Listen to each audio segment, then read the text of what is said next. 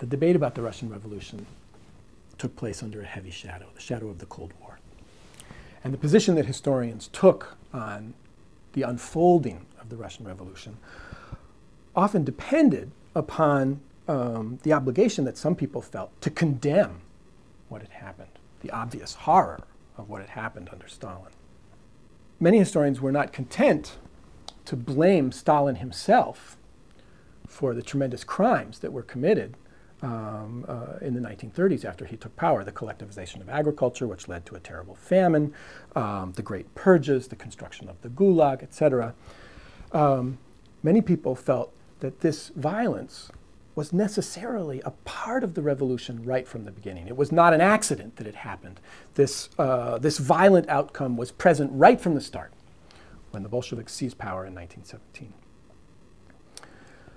Other historians, many of whom were on the left and who wanted in some ways to preserve a sense of what was of value in the emancipatory project that socialism seemed to promise in 1917. And we have to remember, of course, that this was attractive to many, many people. Communist parties were founded all over Europe after 1917 because people were inspired by this revolution. And so a different group of historians tries to explain Stalinism somehow as an aberration, an anomaly, a divergence from a path that could have led somewhere else. Now, there are strong arguments here on either side.